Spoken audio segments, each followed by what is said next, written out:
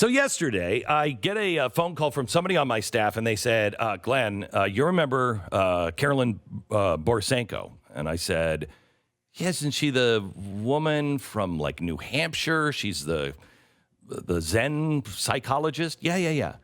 Right. She was the one who went to she was a lefty, and she went to a Trump rally because she didn't like being told, what to do, and she wanted to conquer her fear and everything else. And she found out that, wow, Trump people are really nice. It's not like what everybody is saying that they are.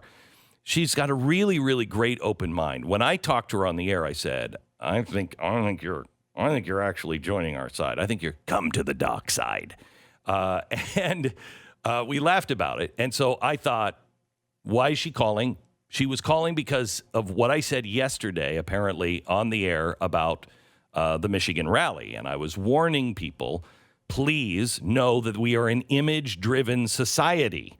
Please, if you're carrying something, that's why at my things I've always said, please, no signs, because the media will just latch on to one image and then it's over. You have to be careful. Don't drive, up to these things with a firearm. You have the right to do it. Yes, you do. But the media will latch on to those things and it will hurt you in the long run. So just be careful. So when I got that call, I thought, okay, Carolyn, she didn't come to the dark side. She's back to her dark side. No, not so much. She actually wanted to correct me and make sure that I knew that these were really good people at these protests. Carolyn, welcome to the program. Hi, Glenn. Thank you. And it's Carlin, like George Carlin. Oh, Carlin. I'm sorry, Carlin. That's all good. So do I have the story right? Yeah, essentially. So I ended up speaking to the organizers of the Michigan protest the other day on my YouTube channel just because I was fascinated with the whole thing. And we had a great conversation. And then just comparing what they said to what was in the media, there are some discrepancies.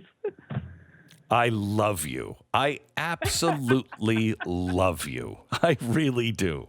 I think you're amazing. Okay. So what are the discrepancies? I know of one, he's kind of balding and he's got a big beard, and he was photographed and it looks like he's yelling at the police, but actually he's not yelling at the police. No, is that right? He is not yelling at the police at all. He's yelling past the police because they're yelling into the room where the vote was taking place. And the entire goal of this rally was to make sure the legislature in Michigan voted not to extend the governor's executive's order. That was the whole goal. And so they were yelling at them as they were taking the vote to vote no.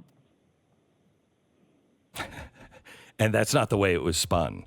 Okay, no, so you say that there are the things that maybe I or other conservatives are doing that we have wrong. So talk to the conservatives and me that may have it wrong. Go ahead. The biggest thing is that the entire rally was coordinated with law enforcement from the very beginning. So there's this perception that the police were put in danger, law enforcement was put in danger. That's absolutely untrue. The organizers of the rally coordinated with law enforcement literally every step of the way, leading up to the rally, the day before the rally, during the rally. They coordinated with law enforcement to make sure there was a specific path kept open for the hospital in case people needed to get there. Permits were issued. When they went into the Capitol building, their temperatures were taken. It was all very orderly. The militia folks that were there, the ones with the big guns, which I agree is not the best photo in the world, but there are other photos that show that the police were actually like hanging out with the militia guys and smiling. So there wasn't an adversarial relationship. Right. Everyone was working together. So So Carlin, I want you to know that I don't believe there is an adversarial relationship with the police. I know these kinds of people. I've been doing this for a long time. I know these kinds of people. What I learned from Martin Luther King, that love is always the answer. That's great. These people are loving people for the most part. I mean, there's creeps in every crowd, but these are families. These are regular Americans that believe in good things and yada, yada, yada. But what I'm always concerned about is the other thing I learned from Martin Luther King.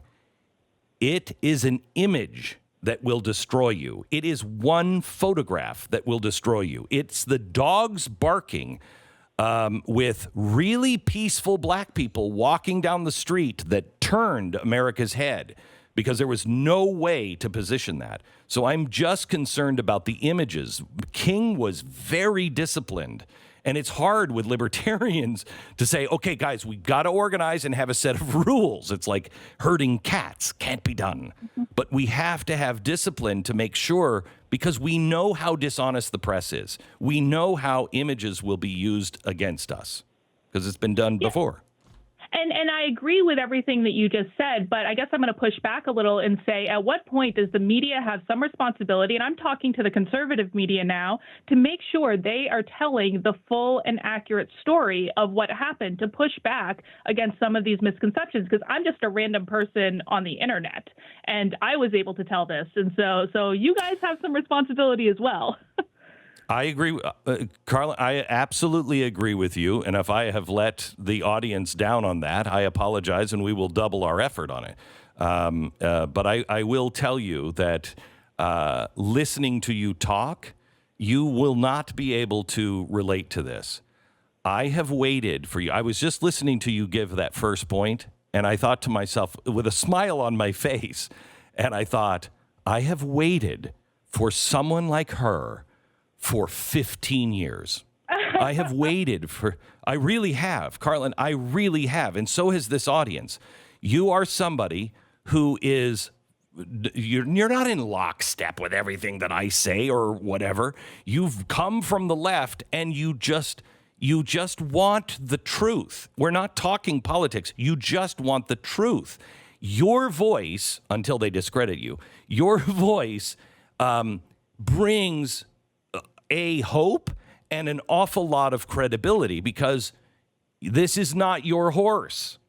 And so some of us have been beaten down by the press for so long and destroyed. We want to make sure we're uber careful, because we're on the front line of being, you will be soon, but we're on the front line of being attacked. And we've learned our lesson in the past. That doesn't mean we've given up the fight by any chance or any stretch of the imagination. We're just more cautious on things because we know how fast one mistake will just absolutely destroy you. Oh, does that make sense? Yeah, it does. I mean, and it's certainly a conversation I've had with so many conservatives over the past several months, and you know, it's something that I hear. And listen, I'm fully willing to step up and be a truth teller in this scenario, but I simply hope that I'm not the only one that's telling the story of these regular Joes that organized this rally because they wanted to do the right thing. Yeah, you're absolutely not. We have reached out to many of the organizers in different states. I've got 4 people on today that are going to tell their story about what's going on. So you're not alone. Make sure you know that. And if you ever feel alone, you call me. I want you. My staff will give you. I don't have a phone, so they'll give you a way to contact me personally. They'll give you my private email address so you can contact me directly. Because you're not alone. You give me a lot of hope. All right. So the next thing that you think needs to be corrected.